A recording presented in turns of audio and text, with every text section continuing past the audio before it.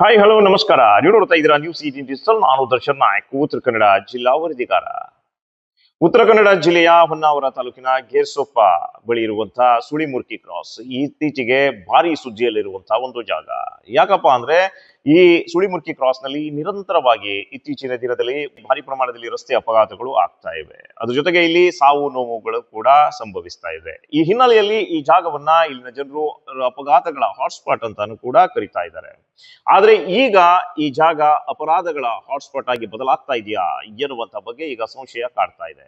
ಇದಕ್ಕೆ ಸಾಕ್ಷಿಯಾಗಿ ರಸ್ತೆ ಅಪಘಾತದಲ್ಲಿ ಸಾವು ಕಂಡಿದ್ರು ಎನ್ನುವಂತ ಇಬ್ಬರು ಸಹೋದರರ ಸಾವು ಈಗ ಕೊಲೆ ಅಂತ ಸಾಬೀತಾಗ್ತಾ ಇದೆ. ಉತ್ತರ ಕನ್ನಡ ಜಿಲ್ಲೆಯ ಸಿದ್ದಾಪುರ ಮೂಲದ ಇಬ್ಬರು ಸಹೋದರರು ಚಂದ್ರಶೇಖರ್ ಹಸ್ಲರ್ ಅದ್ರ ಜೊತೆಗೆ ಮಂಜುನಾಥ್ ಹಸ್ಲರ್ ರಸ್ತೆ ಅಪಘಾತದಲ್ಲಿ ಸಾವು ಕಂಡಿದ್ರು. ಒಂದು ಕಾರಿನಲ್ಲಿ ಸಜೀವವಾಗಿ ದಹನವಾಗಿದ್ರು. ಇದು ಒಂದು ರಸ್ತೆ ಅಪಘಾತದಲ್ಲಿ ಸಾವು ಕಂಡಂತವರು ಎನ್ನುವಂತ ಬಗ್ಗೆ ಉತ್ತರ ಕನ್ನಡ ಜಿಲ್ಲೆಯ ಹೊನ್ನಾವರದ ಪೊಲೀಸರು ಈ ಪ್ರಕರಣವನ್ನ ದಾಖಲಿಸಿಕೊಂಡು ಹೋಗ್ತಾರೆ ಆ ದಿನ. ಆದ್ರೆ ಇದೊಂದು ನಿಯೋಜಿತವಾಗಿ ವ್ಯವಸ್ಥಿತವಾಗಿ ಕೊಲೆ ಮಾಡಿದ್ದಾರೆ ಎನ್ನುವಂತ ಬಗ್ಗೆ ಈಗ ಈ ಘಟನೆ ನಡೆದ 15 ದಿನಗಳ ಬಳಿಕ ಇದೊಂದು ಕೊಲೆ ಅಂತ ಸಾಬೀತಾಗಿದೆ. ಹಾಗಾದ್ರೆ ಈ ಚಂದ್ರಶೇಖರ್ ಹಸ್ಲರ್ ಅದೇ ರೀತಿ ಮಂಜುನಾಥ್ ಹಸ್ಲರ್ ಈ ಸಿದ್ದಾಪುರ ಮೂಲದ ಅಣ್ಣ ತಮ್ಮಂದಿರನ್ನ ಕೊಲೆ ಮಾಡಿದವ್ರು ಯಾರು? ಅದ್ರ ಜೊತೆಗೆ ಈ ಕೊಲೆಗೆ ಮುಖ್ಯ ಕಾರಣ ಏನು? ರಸ್ತೆ ಅಪಘಾತದಲ್ಲಿ ಸಾವನ್ನ ಕಂಡಿದ್ರು ಎನ್ನುವಂತ ಒಂದು ಪ್ರಕರಣ ಕೊಲೆಯಾಗಿ ಸಾಬೀತಾಗಿದ್ದು ಹೇಗೆ? ಎಲ್ಲದರ ಬಗ್ಗೆ ವಿವರವಾದಂತಹ ಒಂದು ಮಾಹಿತಿಯನ್ನ ನೀಡ್ತಾ ಹೋಗ್ತೀನಿ, ಕೇಳಿ ವೀಕ್ಷಕರೇ. ಜನವರಿ 6 ಉತ್ತರ ಕನ್ನಡ ಜಿಲ್ಲೆಯ ಹೊನ್ನಾವರ ತಾಲೂಕಿನ ಗೆರ್ಸೊಪ್ಪ ಬಳಿಯ ಸುಳಿಮುರ್ಕಿ ಕ್ರಾಸ್ ನಲ್ಲಿ ಜೆನ್ ಕಾರು ಸುಟ್ಟು ಕರಕಲಾದ ಸ್ಥಿತಿಯಲ್ಲಿ ಸಿಗುತ್ತೆ. ಅದ್ರ ಜೊತೆಗೆ ಈ ಕಾರ್ನಲ್ಲಿ ಇಬ್ಬರು ಸಜೀವವಾಗಿ ದಹನವಾಗಿ ಸಿಕ್ಕಿದ್ರು. ಸುಟ್ಟು ಕರಕಲಾದಂತ ಒಂದು ಸ್ಥಿತಿಯಲ್ಲಿ ಸಿಕ್ಕಿದ್ರು. ಗುರುತೇ ಪತ್ತೆಯಾಗದಂತ ಒಂದು ಸ್ಥಿತಿಯಲ್ಲಿ ಇಬ್ಬರ ಮೃತದೇಹ ಸಿಗುತ್ತೆ. ಈ ಘಟನೆಯ ವಿಚಾರ ತಿಳಿದ ಕೂಡಲೇ ಉತ್ತರ ಕನ್ನಡ ಜಿಲ್ಲೆಯ ಹೊನ್ನಾವರದ ಪೊಲೀಸರು ಸ್ಥಳಕ್ಕಾಗಮಿಸಿ ಪಂಚನಾಮೆಯನ್ನ ಮಾಡ್ತಾರೆ. ಅದ್ರ ಜೊತೆಗೆ ಕೆಲವೊಂದು ಮಾಹಿತಿಯನ್ನ ಸಂಗ್ರಹ ಮಾಡ್ತಾರೆ. ಆವಾಗ ಇದರ ಬಗ್ಗೆ ಸತ್ಯಾಸತ್ಯತೆಗಳು ಗೊತ್ತಾಗಲ್ಲ. ಇದೊಂದು ರಸ್ತೆ ಅಪಘಾತದಲ್ಲಿ ಇಬ್ಬರು ಸಾವನ್ನ ಕಂಡಿದ್ದಾರೆ. ಇದೊಂದು ರಸ್ತೆ ಅಪಘಾತ. ಇದು ಕಾರಿನ ಶಾರ್ಟ್ ಸರ್ಕ್ಯೂಟ್ ಆಗಿರ್ಬೋದು. ಅದೇ ರೀತಿ ಹೀಗೆ ಟೈರ್ ಏನೋ ಬ್ಲಾಸ್ಟ್ ಆಗಿ ಬೆಂಕಿ ಹೊತ್ತಿಕೊಂಡು ಈ ಇಬ್ಬರು ಸಾವನ್ನ ಕಂಡಿದ್ದಾರೆ ಎನ್ನುವಂತ ಬಗ್ಗೆ ಒಂದು ಪ್ರಕರಣವನ್ನ ದಾಖಲಿಸಿಕೊಂಡು ವಾಪಸ್ ಆಗ್ತಾರೆ. ಅದಾದ ಬಳಿಕ ಕಾರಿನಲ್ಲಿದ್ದು ಸಾವನ್ನ ಕಂಡವರು ಗುರುತೇ ಪತ್ತೆಯಾಗದಂತ ಒಂದು ಸ್ಥಿತಿಯಲ್ಲಿ ಸಿಕ್ಕಿದ್ರು. ಅದಾದ ನಂತರ ಇವರ ಗುರುತನ್ನ ಪತ್ತೆ ಹಚ್ಚಬೇಕಾಗಿತ್ತು. ಅದಾದ ನಂತರ ಇವರನ್ನ ಹೊನ್ನಾವರ ಸರ್ಕಾರಿ ಆಸ್ಪತ್ರೆಗೆ ಸಾಗಿಸ್ತಾರೆ. ಕುಟುಂಬದವರನ್ನ ಸಂಪರ್ಕಿಸುವಂತ ಒಂದು ಹಿನ್ನೆಲೆಯಲ್ಲಿ ಉತ್ತರ ಕನ್ನಡ ಜಿಲ್ಲೆಯ ಹೊನ್ನಾವರ ಪೊಲೀಸರು ಸಾಕಷ್ಟು ಮಾಹಿತಿಯನ್ನ ಕಲೆಯನ್ನ ಹಾಕ್ತಾರೆ. ಅದಾದ ನಂತರ ಗೊತ್ತಾಗತ್ತೆ ಇವರು ಉತ್ತರ ಕನ್ನಡ ಜಿಲ್ಲೆಯ ಸಿದ್ದಾಪುರ ತಾಲೂಕಿನವರು ಎನ್ನುವಂತ ಬಗ್ಗೆ.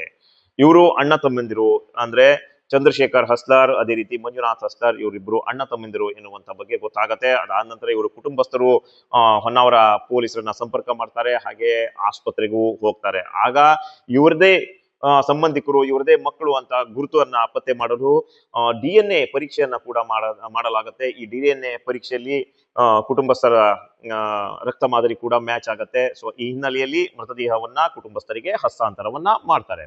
ಎಸ್ ವೀಕ್ಷಕರೇ, ಇದು ಒಂದು ಭಾಗವಾದ್ರೆ ಈ ಸಾವು ರಸ್ತೆ ಅಪಘಾತದಲ್ಲಿ ಸಾವನ್ನ ಕಂಡಿದ್ದಾರೆ. ಅದು ಕೊಲೆಯಾಗಿ ಹೇಗೆ ಈ ಪ್ರಕರಣ ಸಾಬೀತಾಯ್ತು ಎನ್ನುವಂತ ಬಗ್ಗೆ ಈಗ ವಿವರವಾಗಿ ಹೇಳ್ತಾ ಹೋಗ್ತೀವಿ, ಕೇಳಿ. ಹೌದು ವೀಕ್ಷಕರೇ, ಇದಾದ ಬಳಿಕ ಕುಟುಂಬಸ್ಥರು ಇದು ಒಂದು ನಿಯೋಜಿತವಾಗಿ ತಮ್ಮ ಮಕ್ಕಳನ್ನ ಕೊಲೆ ಮಾಡಿದ್ದಾರೆ, ಇದು ರಸ್ತೆ ಅಪಘಾತದಲ್ಲಿ ತಮ್ಮ ಮಕ್ಕಳು ಸಾವನ್ನಪ್ಪಿಲ್ಲ, ಇದು ವ್ಯವಸ್ಥಿತವಾದಂತಹ ಕೊಲೆ ಎನ್ನುವಂತ ಬಗ್ಗೆ ಆರೋಪವನ್ನ ಮಾಡ್ತಾರೆ. ಅದ್ರ ಜೊತೆಗೆ ಹೆಚ್ಚಿನ ತನಿಖೆ ಆಗಬೇಕು, ಈ ಪ್ರಕರಣವನ್ನ ಭೇದಿಸಬೇಕು ಪೊಲೀಸರು ಎನ್ನುವಂತ ಬಗ್ಗೆಯೂ ಕೂಡ ಜಿಲ್ಲಾ ಪೊಲೀಸ್ ವರಿಷ್ಠಾಧಿಕಾರಿ ಎಂ ದೀಪನ್ ಅವರಿಗೆ ಮನವಿಯನ್ನ ಕೂಡ ಕೊಡ್ತಾರೆ. ಹಾಗೆ ಉತ್ತರ ಕನ್ನಡ ಜಿಲ್ಲೆಯ ಸಿದ್ದಾಪುರ ಪೊಲೀಸ್ ಠಾಣೆಗೂ ಹೋಗಿ ಮನವಿಯನ್ನ ಕೊಡ್ತಾರೆ. ಇದಾದ ಬಳಿಕ ಉತ್ತರ ಕನ್ನಡ ಜಿಲ್ಲೆಯ ಪೊಲೀಸರು ಕೂಡ ನಿರ್ಲಕ್ಷ್ಯವನ್ನ ಮಾಡಿಲ್ಲ. ಈ ಪ್ರಕರಣದ ಬೆನ್ನತ್ತಿ ಹೋಗಿ ತನಿಖೆಯನ್ನ ಆರಂಭ ಮಾಡ್ತಾರೆ. 2 ತಂಡಗಳನ್ನ ರಚನೆ ಮಾಡಿದಂತ ಉತ್ತರ ಕನ್ನಡ ಜಿಲ್ಲಾ ಪೊಲೀಸ್ ವರಿಷ್ಠಾಧಿಕಾರಿ ಎಂ ದೀಪನ್ ಅವರು ಕೊನೆಗೂ ಇದೊಂದು ಕೊಲೆ ಎಂದು ಸಾಬೀತುಪಡಿಸುವಲ್ಲಿ ಯಶಸ್ವಿಯನ್ನ ಆಗ್ತಾರೆ. ಅದೇ ರೀತಿ ಉತ್ತರ ಕನ್ನಡ ಜಿಲ್ಲೆಯ ಹೊನ್ನಾವರದ ಪೊಲೀಸರು ಕೂಡ ಇದು ಯಶಸ್ವಿಯಾಗಿ ಕೆಲಸವನ್ನ ಮಾಡ್ತಾರೆ. ಹಾಗಾದ್ರೆ ಇದು ಕೊಲೆ ಎಂದು ಹೇಗೆ ಸಾಬೀತಾಗತ್ತೆ, ಈ ಪ್ರಕರಣ ಹೇಗೆ ತಿರುವು ಪಡೆಯುತ್ತೆ ಎನ್ನುವುದಾದ್ರೆ, ಈ ಘಟನೆ ಜನವರಿ 6ರಂದು ನಡೆಯುತ್ತೆ. ಅದಾದ ನಂತರ ಕುಟುಂಬಸ್ಥರಿಗೆ ಇವರ ಮೃತದೇಹವನ್ನ ಹಸ್ತಾಂತರ ಮಾಡಲಾಗುತ್ತೆ. ಹಾಗೆ ಅದಾದ ನಂತರ ಕುಟುಂಬಸ್ಥರು ಇವರದ್ದೇ ಆದಂತಹ ಒಂದು ಸ್ನೇಹಿತ ಪ್ರಮೋದ್ ನಾಯ್ಕ್ ಎನ್ನುವವನ ಮೇಲೆ ಸಂಶಯವನ್ನ ವ್ಯಕ್ತಪಡಿಸ್ತಾರೆ. ಪ್ರಮೋದ್ ನಾಯ್ಕ್ನೇ ತಮ್ಮ ಮಕ್ಕಳನ್ನ ಕೊಲೆ ಮಾಡಿದ್ದಾನೆ ಎನ್ನುವಂತ ಬಗ್ಗೆ ಸಂಶಯವನ್ನ ವ್ಯಕ್ತಪಡಿಸ್ತಾರೆ. ಯಾಕಂದ್ರೆ ಪ್ರಮೋದ್ ನಾಯ್ಕ್ ಈ ಹಿಂದಿಂದಲೂ ಕ್ರಿಮಿನಲ್ ಬ್ಯಾಕ್ ಗ್ರೌಂಡ್ ನಿಂದ ಬಂದವನು ಎನ್ನುವಂತ ಬಗ್ಗೆಯೂ ತಿಳಿದಿರುತ್ತೆ. ಹೀಗೆ ಪೊಲೀಸರಿಗೆ ಈ ಪ್ರಮೋದ್ ನಾಯ್ಕರ ಮೇಲೆ ಏನು ಸಂಶಯ ಕೂಡ ಹುಟ್ಟತ್ತೆ. ಅದಾದ ನಂತರ ಏಕಾಏಕಿಯಾಗಿ ಪ್ರಮೋದ್ ನಾಯ್ಕನನ್ನ ವಶಕ್ಕೆ ಪಡೆಯಲು ಸಾಧ್ಯವಾಗಲ್ಲ. ಅದೇ ಹೊತ್ತಲ್ಲಿ ಮರಣೋತ್ತರ ಪರೀಕ್ಷೆಯ ವರದಿ ಬರುತ್ತೆ. ಮರಣೋತ್ತರ ಪರೀಕ್ಷೆಯ ವರದಿಯಲ್ಲಿ ಇವರಿಗೆ ಶ್ವಾಸಕೋಶದಲ್ಲಿ ಹೊಗೆಯ ಅಂಶ ಕಂಡು ಬಂದಿರಲ್ಲ. ಸೊ ಈ ಹಿನ್ನೆಲೆಯಲ್ಲಿ ಇದೊಂದು ವ್ಯವಸ್ಥಿತವಾದಂತ ಒಂದು ಕೊಲೆ ಎನ್ನುವುದು ಪೊಲೀಸರಿಗೆ ಆಗ್ಲೇ ಖಾತ್ರಿಯಾಗೋಗುತ್ತೆ. ಯಾಕಂದ್ರೆ ಜೆನ್ ಕಾರಲ್ಲಿ ಇವರಿಬ್ಬರ ಮೃತದೇಹ ಸಿಕ್ಕಿರುವಂತ ಒಂದು ಹಿನ್ನೆಲೆಯಲ್ಲಿ ಶ್ವಾಸಕೋಶದಲ್ಲಿ ಹೊಗೆಯ ಅಂಶ ಕಂಡು ಬರಲೇಬೇಕಾಗಿತ್ತು. ಆದ್ರೆ ಶ್ವಾಸಕೋಶದಲ್ಲಿ ಹೊಗೆಯ ಅಂಶ ಕಂಡು ಬರದ ಹಿನ್ನೆಲೆಯಲ್ಲಿ ಈ ಕಾರು ಸುಟ್ಟು ಕರಕಲಾಗುವ ಮುಂಚೆಯೇ ಇವರನ್ನ ನಿಯೋಜಿತವಾಗಿ ಕೊಲೆಯನ್ನ ಮಾಡಿದ್ದಾರೆ. ಕೊಲೆ ಮಾಡಿ ಈ ಮೃತದೇಹವನ್ನ ಇಲ್ಲಿ ವಿಲೇವಾರಿ ಮಾಡುವಂತ ಒಂದು ಸಂದರ್ಭದಲ್ಲಿ ಆರೋಪಿ ಕಾರಿಗೆ ಬೆಂಕಿ ಹಚ್ಚಿ ಹೋಗಿದ್ದಾನೆ ಎನ್ನುವಂತ ಒಂದು ವಿಚಾರ ಪೊಲೀಸರ ಮೈಂಡ್ ಅಲ್ಲಿ ಬರುತ್ತೆ. ಸೊ ಈ ಹಿನ್ನೆಲೆಯಲ್ಲಿ ಕುಟುಂಬಸ್ಥರು ಯಾರ ಮೇಲೆ ಸಂಶಯವನ್ನ ವ್ಯಕ್ತಪಡಿಸ್ತಾ ಇದ್ರೋ ಪ್ರಮೋದ್ ನಾಯ್ಕ್ ಎನ್ನುವವನ ಮೇಲೆ, ಪ್ರಮೋದ್ ನಾಯ್ಕ್ನ ಬೆನ್ನತ್ತಿ ಹೋಗ್ತಾರೆ ಪೊಲೀಸರು. ಅದಾಗಲೇ ಪ್ರಮೋದ್ ನಾಯ್ಕ್ ಈ ಘಟನೆ ನಡೆದ ಮಾರನೇ ದಿನದಿಂದಲೇ ಮೊಬೈಲ್ ಅನ್ನ ಸ್ವಿಚ್ ಆಫ್ ಮಾಡಿಕೊಂಡಿರ್ತಾನೆ. ಅದ್ರ ಜೊತೆಗೆ ಶಿವಮೊಗ್ಗದಲ್ಲಿ ಅಡಗಿ ಕುಳಿತಿರ್ತಾನೆ. ಆದ್ರೆ ನಮ್ಮ ಪೊಲೀಸರು ಗೊತ್ತಲ್ಲ, ಹೇಗಾದ್ರೂ ಮಾಡಿ ಆತನ ಬೆನ್ನತ್ತಿ ಹೋಗಿ ಆತನನ್ನ ವಶಕ್ಕೆ ಪಡಿತಾರೆ. ಅದ್ರ ಜೊತೆಗೆ ಆತನಿಗೆ ಪೊಲೀಸ್ ಭಾಷೆಯಲ್ಲೇ ವಿಚಾರಣೆಯನ್ನ ಮಾಡ್ತಾರೆ. ತೀವ್ರ ವಿಚಾರಣೆಗೆ ಒಳಗಾದಂತ ಪ್ರಮೋದ್ ನಾಯ್ಕ್ ಹೌದು ಇದು ತಾನೇ ಕೊಲೆ ಮಾಡಿದ್ದು ಎನ್ನುವಂತ ಬಗ್ಗೆ ಒಪ್ಪಿಕೊಳ್ತಾನೆ. ಹಾಗಾದ್ರೆ ಕೇವಲ ಪ್ರಮೋದ್ ನಾಯ್ಕ್ ಮಾತ್ರ ಇದು ಕೊಲೆ ಮಾಡಿದ್ದಾನ, ಈತನ ಹಿಂದೆ ಯಾರ್ಯಾರಿದ್ದಾರೆ ಎನ್ನುವಂತ ಬಗ್ಗೆ ತನಿಖೆಯನ್ನ ಕೈಗೊಂಡಂತ ಸಂದರ್ಭದಲ್ಲಿ ಈತನ ಹಿಂದೆ ಇನ್ನಿಬ್ಬರು ಆರೋಪಿಗಳು ಪತ್ತೆಯಾಗ್ತಾರೆ. ಒಂದು ಸಣ್ಯ, ಅದ್ರ ಜೊತೆಗೆ ಒಂದು ಹೇಮಂತ್. ಇವರನ್ನ ಈ ಇವರಿಗೆ ಮೃತದೇಹವನ್ನ ವಿಲೇವಾರಿ ಮಾಡಿಕೊಳ್ಳಲು ಇವರ ಸಹಾಯವನ್ನ ಪಡಿತಾನೆ. ಸೊ ಈ ಹಿನ್ನೆಲೆಯಲ್ಲಿ ಮೂವರು ಆರೋಪಿಗಳನ್ನ ಪೊಲೀಸರು ಬಂಧಿಸ್ತಾರೆ. ಹಾಗಾದ್ರೆ ಈ ಕೊಲೆ ಮಾಡಲು ಮುಖ್ಯ ಕಾರಣ ಏನು ಎನ್ನುವಂತ ಬಗ್ಗೆಯೂ ಕೂಡ ತನಿಖೆ ಆರಂಭಿಸಿದ ಪೊಲೀಸರಿಗೆ ಇದೊಂದು ಹಣಕಾಸಿನ ವಿಚಾರವಾಗಿ ನಡೆದಂತ ಒಂದು ಕೊಲೆ ಎನ್ನುವಂಥದ್ದು ಪ್ರಮೋದ್ ನಾಯ್ಕ್ ಬಾಯಿ ಬಿಡ್ತಾನೆ. ಅದ್ರ ಜೊತೆಗೆ ಇದು ಹಣಕಾಸಿನ ವಿಚಾರವಾಗಿಯೇ ಈ ಕೊಲೆ ನಡೆದಿದೆ ಎನ್ನುವಂತ ಬಗ್ಗೆ ಪೊಲೀಸರಿಗೂ ಕೂಡ ಖಾತ್ರಿಯಾಗುತ್ತೆ. ತುಂಬಾ ಕ್ಲಿಷ್ಟಕರವಾದಂತ ಒಂದು ಈ ಪ್ರಕರಣವನ್ನ ಕೊಲೆ ಎಂದು ಸಾಬೀತಾಗಿದೆ.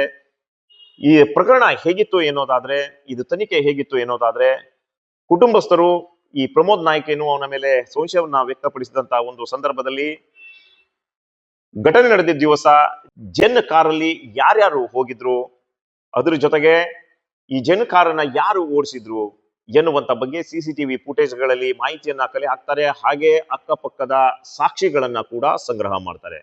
ಆವಾಗ ಗೊತ್ತಾಗತ್ತೆ ಪ್ರಮೋದ್ ನಾಯ್ಕ್ನೇ ಈ ಜೆನ್ ಕಾರನ್ನ ಚಲಾಯಿಸಿಕೊಂಡು ಹೋಗ್ತಾನೆ. ಇಬ್ಬರು ಅಣ್ಣ ತಮ್ಮಂದಿರು ಅಂದ್ರೆ ಕೊಲೆಯಾದಂತ ಚಂದ್ರಶೇಖರ್ ಹಸ್ಲರ್ ಮತ್ತು ಮಂಜುನಾಥ್ ಹಸ್ಲರ್ ಹಿಂಬದಿ ಸೀಟಲ್ಲಿ ಕೂತಿರ್ತಾರೆ. ಹಾಗೆ ಹೋಗ್ತಾ ಇರುವಂತ ಒಂದು ಸಂದರ್ಭದಲ್ಲಿ ಮಾವಿನಗುಂಡಿ ಅನ್ನುವಂತ ಒಂದು ಊರು ಬರುತ್ತೆ. ಈ ಮಾವಿನಗುಂಡಿ ಊರಲ್ಲಿ ಒಂದು ಪೆಟ್ರೋಲ್ ಪಂಪ್ ಇರುತ್ತೆ. ಆ ಪೆಟ್ರೋಲ್ ಪಂಪ್ ಅಲ್ಲಿ 1 ಲೀಟರ್ ಪೆಟ್ರೋಲ್ ಅನ್ನ ಖರೀದಿ ಮಾಡ್ತಾನೆ ಪ್ರಮೋದ್ ನಾಯ್ಕ್. ಅದಾದ ಬಳಿಕ ಮಾರ್ಗ ಮಧ್ಯದಲ್ಲಿ ಅಂದ್ರೆ ರಾತ್ರಿ ಆಗ್ತಾ ಇದ್ದಂತೆ ಪಾರ್ಟಿ ಮಾಡೋಣ ಅಂತ ಕೇಳ್ತಾನೆ. ಪಾರ್ಟಿ ಮಾಡುವಂತ ಒಂದು ಸಂದರ್ಭದಲ್ಲಿ ಮದ್ಯದಲ್ಲಿ ವಿಷವನ್ನ ಬೆರೆಸ್ತಾನೆ. ಕ್ರಿಮಿ ಕೀಟನಾಶಕವನ್ನ ಬೆರೆಸಿ ಮದ್ಯವನ್ನ ಅವರಿಗೆ ಕುಡಿಯಲು ಕೊಡ್ತಾನೆ. ಹಾಗೆ ಅದೇ ಸಂದರ್ಭದಲ್ಲಿ ಇಬ್ಬರು ಅಣ್ಣ ತಮ್ಮಂದಿರನ್ನ ಕೊಲೆ ಮಾಡ್ತಾನೆ. ಕೊಲೆ ಮಾಡಿದ ಬಳಿಕ ಇವರು ಸತ್ರು ಎನ್ನುವಂತ ಬಗ್ಗೆ ಖಾತ್ರಿಯಾದ ಬಳಿಕ ಆ ಮೃತದೇಹವನ್ನ ವಿಲೇವಾರಿ ಮಾಡಬೇಕಾಗತ್ತೆ. ಆ ಮೃತದೇಹವನ್ನ ವಿಲೇವಾರಿ ಮಾಡಲು ಈ ಸಣ್ಯ ಮತ್ತು ಹೇಮಂತ್ ಎನ್ನುವಂತ ತನ್ನ ಸ್ನೇಹಿತರನ್ನ ಬಳಕೆ ಮಾಡ್ಕೊತಾನೆ. ನೇರವಾಗಿ ಉತ್ತರ ಕನ್ನಡ ಜಿಲ್ಲೆಯ ಹೊನ್ನಾವರದ ಗೇರ್ಸೊಪ್ಪದ ಸುಳಿಮುರ್ಕಿ ಕ್ರಾಸ್ ಬಳಿ ತಂದು ಅಲ್ಲಿ ವಾಹನಕ್ಕೆ ಬೆಂಕಿ ಹಚ್ಚಿ ವಾಹನ ಸಂಪೂರ್ಣವಾಗಿ ಸುಟ್ಟು ಕರಕಲಾಗುವಂತ ಹಾಗೆ ಮಾಡ್ತಾನೆ. ಅದಾದ ನಂತರ ಇಬ್ಬರು ಕೂಡ ಸಜೀವವಾಗಿ ದಹನವಾಗುವಂತೆ ಮಾಡ್ತಾನೆ. ಈ ಘಟನೆಯಲ್ಲಿ ಪ್ರಮೋದ್ ನಾಯ್ಕ್ರಿಗೂ ಕೂಡ ಚಿಕ್ಕ ಪುಟ್ಟ ಸುಟ್ಟ ಗಾಯಗಳಾಗ್ತವೆ.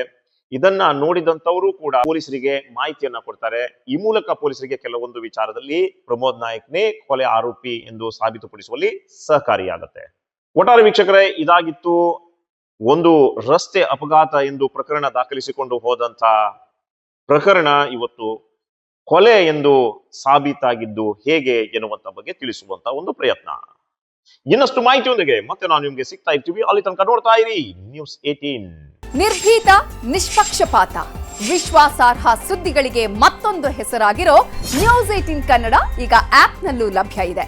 ದಯವಿಟ್ಟು ಇಲ್ಲಿರೋ QR ಕೋಡ್ ಅನ್ನ ಸ್ಕ್ಯಾನ್ ಮಾಡಿಕೊಂಡು ಆಪ್ ಡೌನ್ಲೋಡ್ ಮಾಡೋದಕ್ಕೆ ಮರಿಬೇಡಿ. ನಿಮ್ಮ ಬೆಂಬಲ ಹೀಗೆ ಸದಾ ನಮ್ಮೊಂದಿಗಿರಲಿ. ಧನ್ಯವಾದ.